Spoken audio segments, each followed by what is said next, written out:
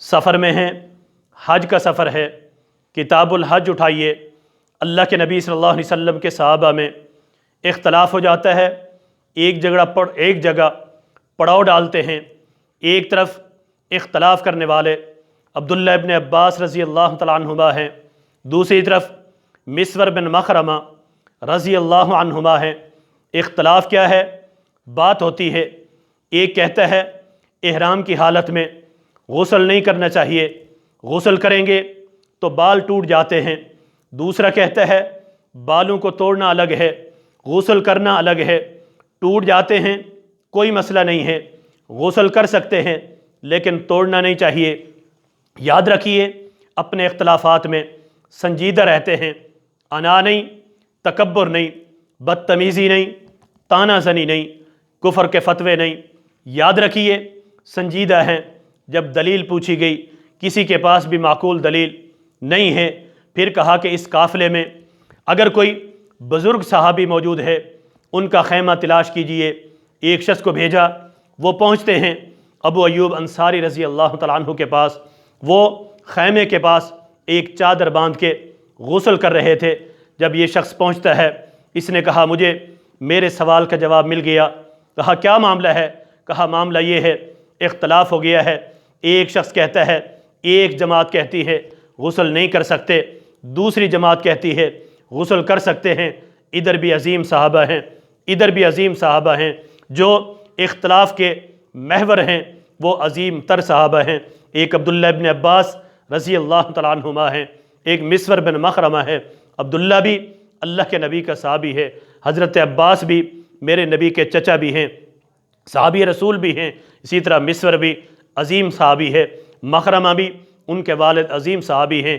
انہوں نے کہا کہ پانی لاؤ، پانی لایا گیا، اس کو اپنے سر پہ ڈالا، خوب مسلا، پھر کہا رأیت النبی صلی اللہ علیہ وسلم یصنع، میں نے اللہ کے نبی صلی اللہ علیہ وسلم کو اس طرح غسل کرتے ہوئے دیکھا ہے۔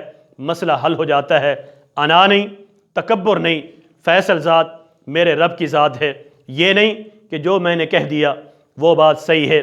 اسی طرح ہم مسند احمد اٹھاتے ہیں، ملک شام کے علاقے میں طاعون کی بیماری پھیل جاتی ہے۔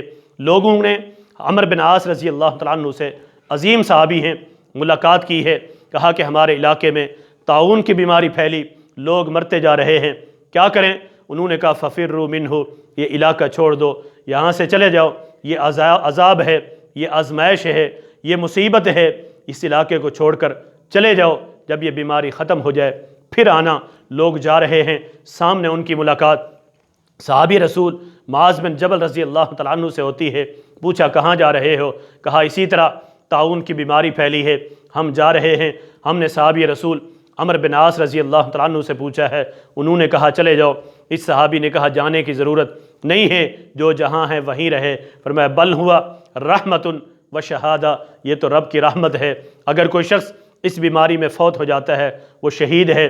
میں آپ سے پوچھتا ہوں، ادھر بھی عمر بن عاص رضی اللہ تعالیٰ عنہ عظیم صحابی، ادھر معاذ بن جبل رضی اللہ تعالیٰ عنہ بھی عظیم صحابی، بات کس کی صحیح ہے؟ عمر بن عاص کی صحیح ہے یا معاذ بن جبل رضی اللہ تعالیٰ عنہ کی صحیح ہے؟ جب میں قرآن و سنت کا مطالعہ کرتا ہوں مجھے معاذ بن جبل رضی اللہ تعالیٰ عنہ کی بات صحیح لگتی ہے، صحیح معلوم ہوتی ہے، اور صحیح ہے اس لیے کہ ان کی بات کی دلیل کائنات کے امام محمد رسول اللہ صلی اللہ علیہ وسلم کی حدیث ہے۔ آپ علماء سے پڑھتے، سنتے اور سمجھتے رہتے ہیں۔ یاد رکھیے میرے نبی نے فرمایا تھا طاعون کی بیماری میں اگر کوئی شخص یہ دنیا چھوڑ جاتا ہے تو وہ شہید ہے۔ اب دونوں طرف صحابی ہیں، یہ نہیں کہا کہ وہ بھی تو صحابی ہے، اس کی بات غلط کہاں ہو سکتی ہے؟ میرے بھائیوں، وحی صرف اور صرف کائنات کے امام محمد رسول اللہ صلی اللہ علیہ وسلم پر نازل ہوتی ہے۔ میں آگے بڑھتا ہوں اپنی بات کو آگے بڑھاتے ہوئے۔ حج کا موسم ہے، حج کے سفر میں ہیں صحابہ، کچھ ہی عرصے کے بعد اپنے گھروں کو لوٹتے ہیں۔ حضرت علی رضی اللہ تعالیٰ عنہ بھی اپنے گھر میں آتے ہیں، حضرت فاطمہ الزہرا رضی اللہ تعالیٰ عنہ گھر میں موجود ہیں۔ دسترخوان بچھایا، دسترخوان پر گوشت کو رکھا، بھنا ہوا گوشت، قربانی کا گوشت۔ کہا کہاں سے آیا ہے؟ کہا قربانی کا ہے۔ کہا قربانی کو تو ٹائم گزر چکا ہے، میرے نبی نے ذخیرہ کرنے سے منع کیا ہے۔ کہا اللہ کے نبی صلی اللہ علیہ وسلم نے پہلے منع کیا تھا، پھر اجازت دی تھی۔ کہا جب تک میں نبی مکرم صلی اللہ علیہ وسلم سے پوچھ نہ لوں اس وقت تک میں اسے نہیں کھا سکتا۔ نبی مکرم صلی اللہ علیہ وسلم کے پاس پہنچتے ہیں، کہا اللہ کے نبی اس طرح کا معاملہ ہے۔ میرے نبی صلی اللہ علیہ وسلم نے فرمایا ایک طرف جگر مصطفیٰ ہے، ایک طرف داماد مصطفیٰ ہے۔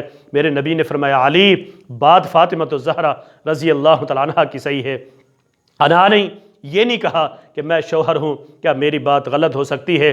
میرے نبی نے فرمایا کلھا من ذی الحجۃ الی ذی الحجہ، اس قربانی سے لے کر اس ذی الحج کے مہینے سے لے کر اگلے سال تک اس مہینے تک قربانی کا گوشت کھایا جا سکتا ہے۔ پہلے میں نے منع کیا تھا کہ مسلمانوں کی تعداد کم تھی، قربانیاں بھی کم ہوا کرتی، کھانے والے زیادہ ہوا کرتے تھے، یاد رکھیے۔ پھر اس کے بعد میں نے اجازت دی ہے۔